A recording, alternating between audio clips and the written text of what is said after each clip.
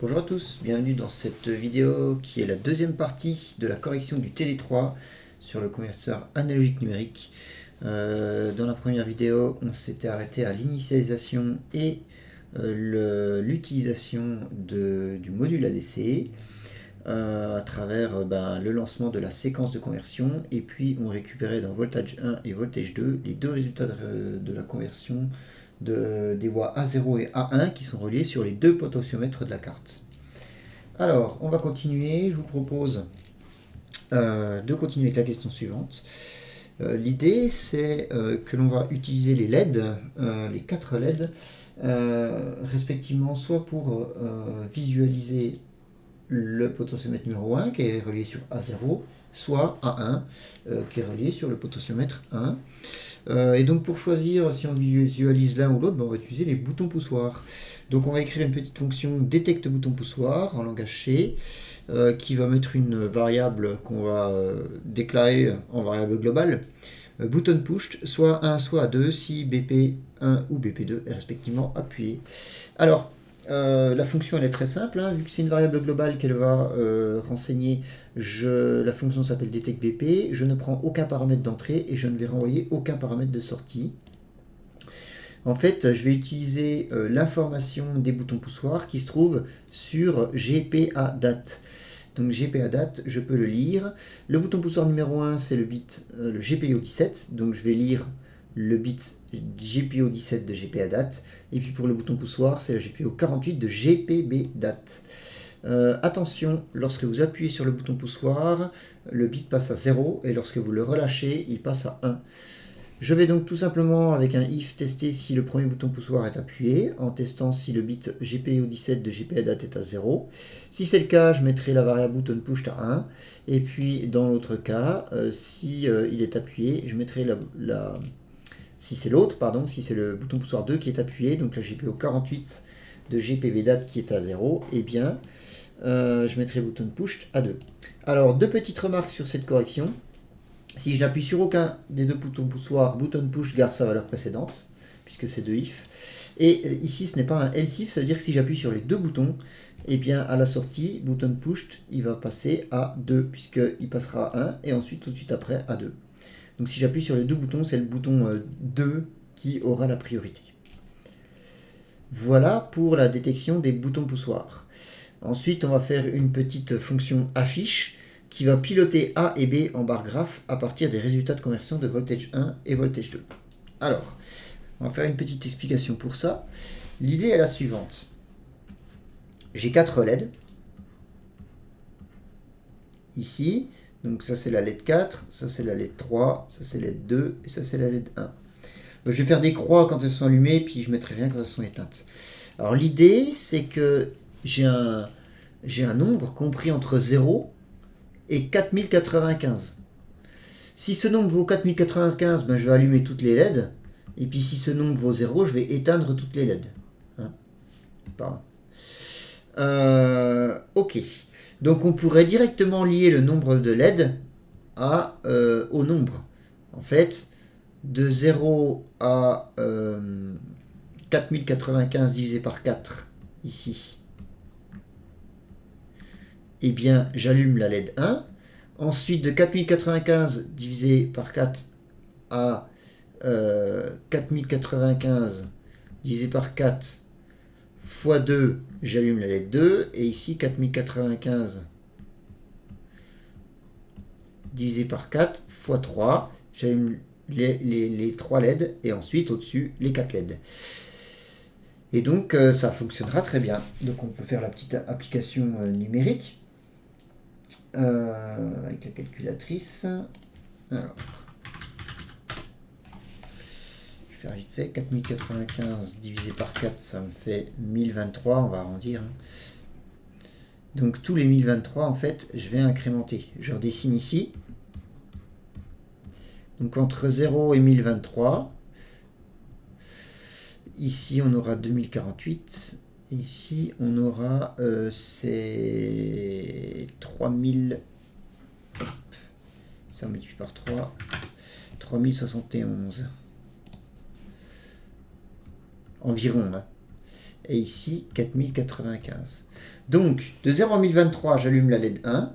De 1023 à 2048, j'allume la LED 1 et la LED 2. De 2048 à 3111, j'allume la LED 1, la LED 2, la LED 3. Et de 3071 à 4095, j'allume les 4 LED. Donc ça fonctionne bien. On peut faire ça. Donc en gros, on prend la valeur et on regarde par rapport à quel range elle est. Et puis on allume en conséquence un certain nombre de LED. Le problème de faire ça, ce qui m'enquiquine, c'est qu'entre 0 et 1020, enfin, dès que le nombre vaut 1, ben on allume une LED. Et on a vu dans le TD précédent, dans la petite application, qu'on a souvent des parasites. Donc ça varie souvent 0,1, 0,1. Et je veux pas qu'il y ait la LED qui clignote quand on est à 0. Donc ce que je vais faire en fait, je vais simplement faire un petit offset ici. Donc ici c'est la LED 4, ici c'est la LED 3, ici c'est la LED 2, ici c'est la LED 1. Et ici on va mettre aucune LED allumée. Et de 0 à 512, je vais n'allumer aucune LED. De 512 à 1023 plus 512, je vais allumer que la LED 1. Ici, de 1023 plus 512 à 2048 plus 512, j'allume la LED 1, la LED 2. Jusqu'à 3071 plus 512, ici, je vais allumer LED 1, 2, 3. Et enfin, jusqu'à 4095, j'allume la LED 1, 2, 3, 4. Ok. Voilà un exemple très simple. Et puis comme ça, en fait, soit on n'a aucune LED, soit on a une LED, 2 LED, 3 LED et 4 LED. Alors, voyons un petit peu comment est-ce qu'on peut faire ça en C. Alors, je rappelle le principe que je viens d'énoncer ici. On va découper le nombre 4095, qui est le maximum de la DC, sur 4 LED. 4095 divisé par 4, ça fait 1024. Donc ça fait des pas de 1024, comme je vous l'ai montré. Donc chaque incrément de 1024 va allumer une LED supplémentaire. Attention, avec cette méthode, le 0 allumera la LED 0. Donc pour éviter cela, on va décaler de 512. Donc on décale en ajoutant 512 au nombre avant de le diviser par 1024. On aura donc, entre 0 et 512, on a 0 LED allumé, et entre 4095 et 4095 plus 512, c'est-à-dire 4607, on a les 4 LED allumés. Ok. Ok. Ceci, je vais le faire soit pour le potentiomètre 1, soit pour le potentiomètre 2. Donc ce que je vais faire, c'est que je ne vais pas faire une seule fonction affiche, je vais faire une autre sous-fonction que je vais appeler 2 fois. Cette sous-fonction, je vais l'appeler bargraph. Donc on va commencer par la fonction bargraph ici. Donc ma fonction s'appelle bargraph. En entrée, elle va me prendre le numéro, un entier num bargraph qui sera soit voltage 1, soit voltage 2. D'accord? En fonction de ce qu'on a choisi avec le bouton poussoir. Et elle va renvoyer un entier. Elle va renvoyer un entier qui est un nombre binaire avec 4 bits significatifs pour chaque LED. Alors, cet entier, on l'a appelé ici, on va l'utiliser, on va l'appeler let's port. Et let's port, voici l'allure qu'il va avoir. Exemple, si j'allume les 4 LED, let's port, il vaudra 1, 1, 1, 1. Si je n'allume que 3 LED, donc là j'ai 4 LED. Si je n'allume que 3 LEDs, let's port, il vaudra 0, 1, 1, 1. Si j'allume 2 LED, ceci. Si j'allume une LED, il vaudra ça. Et si j'allume 0 LED, et bien tout simplement, il vaut ceci. Ok. Du coup, chaque ici bit, s'il a 0, il éteint la LED. S'il a 1, il allume la LED. Donc là, c'est la LED 1, ça c'est la LED 2, ça c'est la LED 3, ça c'est la LED 4. Voilà ce que va fabriquer la fonction bargraph. Et après, je vais tester chacun des bits, et si le bit est à 1, j'allume la GPIO correspondante, si le bit est à 0, j'éteins la GPIO. Et ainsi, je vais pouvoir allumer ou éteindre mes LED. Donc on va déjà se concentrer sur la fabrication de ce nombre-là, LED ports. Donc pour ce faire, je vais avoir besoin de différents entiers que je vais déclarer en variable locale. NBLED, qui est le nombre de LED allumés, let's-port, qui est mon nombre, je vais initialiser à 0, et un i, parce que je vais avoir besoin de faire une boucle que je vais initialiser à 0. Alors, pour trouver le nombre de LED allumés, et bien par rapport à ce que j'ai dit d'avant, c'est numBarGraph, là, donc qui sera le résultat de la conversion analogique numérique, où je vais ajouter 512 pour le décaler, et je vais le diviser par 1024. Ainsi, ça me donnera le nombre de LED à allumer. On a vu l'explication précédemment. Une fois que j'ai ça, donc j'ai un nombre NB LED à allumer. Je vais fabriquer LED Sports. Donc, si j'ai 4 LED ici, j'ai 4 1. Si j'ai 3 LED, j'ai 3 1, etc. Si j'ai 2 LED, j'ai 1, etc. Alors voilà comment je vous propose d'opérer. Pour i allant de 0 à inférieur au nombre de LED, donc par exemple, si j'ai le nombre de LED est égal à 2, i vaudra 0 puis 1. Avec à chaque fois qu'on va dans la boucle, on incrémente i de 1. Je mets LED Sport qui est initialisé à 0 est égal à lui-même plus une fonction que j'appelais PO, pour Power en anglais, ou plutôt puissance en français, de 2,i. Alors qu'est-ce que c'est que PO? PO, c'est une petite fonction que je crée ici. Alors, elle prend deux paramètres en entrée, x et n, et elle renvoie un entier. Et en fait, ça va faire x puissance n. Donc comment est-ce qu'on fait ça? C'est très simple, hein. X puissance n, c'est x fois x fois x fois x, n fois. Donc je prends une variable locale nombre que j'initialise à 1. C'est important, à 1 et pas à 0. Et pour i allant de 0 jusqu'à n, avec i s'incrémentant de 1 à chaque boucle for, je fais nombre égale nombre fois x. Ainsi, j'ai au début 1 fois x. Si x vaut 2, par exemple, j'ai 1 fois 2. Ensuite, je vais avoir, ça fait 2. Ensuite, je vais avoir 2 fois 2, ça fait 4, etc. etc. Et ça, n fois. Et là, par exemple, je fais PO de 2,i. Donc ça fait 2 puissance i. Et je retourne le nombre. 2 puissance i. I au début vaut 0. Donc l'export, ça fait l'export, c'est-à-dire 0 plus 2 puissance 0. Ensuite, je reviens ici, i vaudra 1. Ça fait 2 puissance 1. Ensuite, ça va faire 2 puissance 2, etc. Et en fait, on a vu que quand on crée un nombre, quand on écrit en binaire le nombre, eh bien, ce rang-là, c'est 2 puissance 0, ce rang-là, c'est 2 puissance 1, ce rang-là, c'est 2 puissance 2, etc., etc. Ainsi, si j'ai 3 LED, je vais faire 2 puissance 0, plus 1 fois 2 puissance 0, plus 1 fois 2 puissance 1, plus 1 fois 2 puissance 2. Et ceci dans la boucle for qui est là. Et voilà comment je crée le nombre LED Sport qui contient en binaire le nombre de LED à allumer. Une fois que j'ai fait ça, eh bien j'ai plus qu'à retourner la fonction LED Sport. La variable LED Sport, excusez-moi. Ici. Alors maintenant, je vais faire ma fonction affiche. Ma fonction affiche, la voilà. Elle ne prend aucun paramètre, elle ne renvoie aucun paramètre. J'ai testé mon bouton poussoir avant. Donc si le bouton poussoir est égal à 1, c'est qu'on a appuyé sur... c'est qu'on veut utiliser le premier potentiomètre, donc voltage 1. Donc je mets une variable value to LED, que je peux déclarer en variable globale, que je mets égale à bargraph de voltage 1. Donc ça va envoyer voltage 1 dans bargraph, et bargraph va me retourner LED Sport. Donc value to LED va être égal à LED Sport.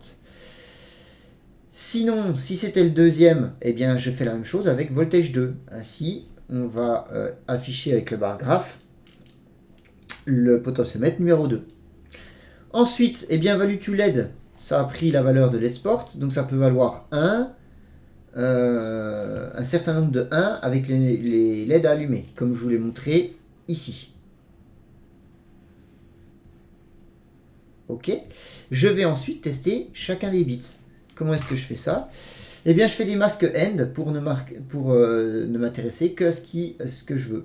Je vais commencer par le premier bit, donc je fais un masque end avec 1. Le premier bit, c'est celui-là. Ce bit-là, il concerne la LED numéro 1. La LED numéro 1, elle est sur le GPIO 9.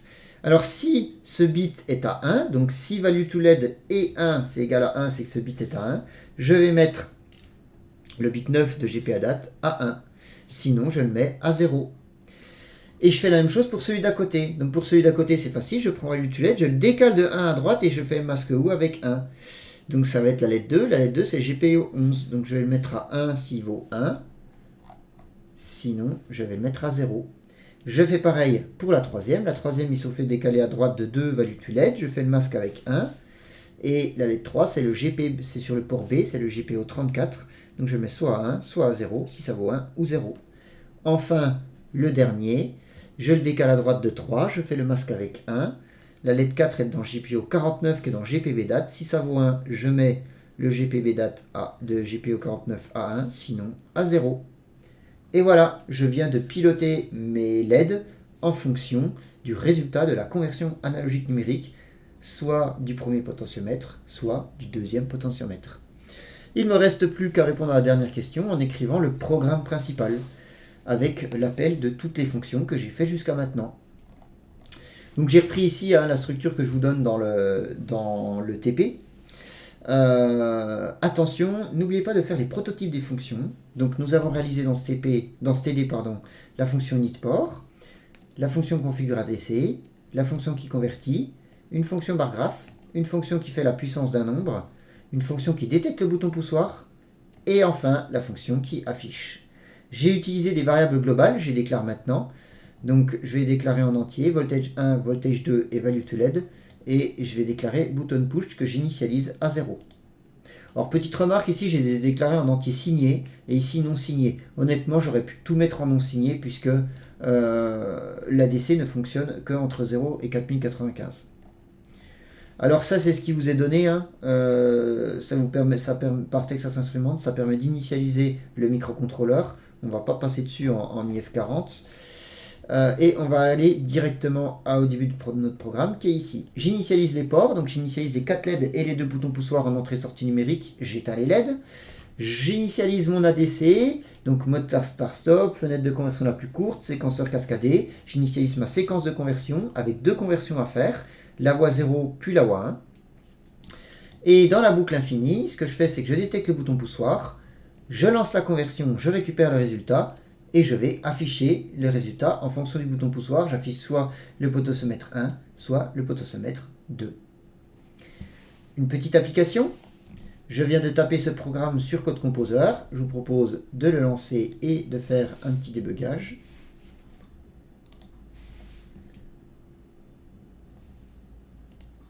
Voilà, je suis à la première ligne de mon programme. Je vais tout simplement lancer mon programme en run et puis je vais vous montrer avec la webcam ce qui se passe. Ok, j'ai lancé mon programme. Pour le moment, en fait, button push, comme j'ai appuyé sur aucun des boutons, il vaut 0. Donc ça ne va absolument afficher rien du tout. Je vais appuyer sur le premier bouton, qui est le bouton numéro 1. Et je vais mettre comme ça. Je vais tourner... Ah, c'est pas le bon potentiomètre, excusez-moi. Hop, je mets le potentiomètre à 0. Et vous voyez, plus je monte jusqu'à 4095, plus ça va monter. Alors, on va regarder dans Code Composer. On va se remettre en mode refresh continu. Voilà. Donc là, on va faire varier voltage 1. Voltage 1, on le met à 0. Vous voyez. On voit que toutes les LED sont éteintes. Voltage 1, je le fais monter. Je vais franchir 512. J'ai franchi 512. Je vois qu'il y a une LED qui s'est allumée. Je franchis 1024 plus 512. Je vois qu'il y a une deuxième LED qui s'est allumée, etc. jusqu'à arriver à 4095 où toutes les LED s'allument. J'appuie sur le bouton poussoir numéro 2 et je passe sur le deuxième potentiomètre.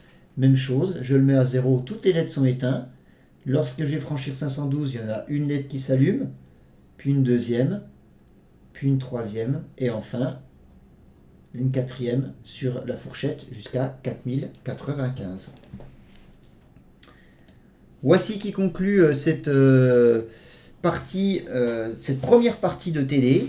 Dans une prochaine vidéo, on verra la deuxième partie où on fera également, on utilisera l'ADC pour prélever un signal analogique, mais cette fois-ci, on va l'échantillonner. Je vous remercie.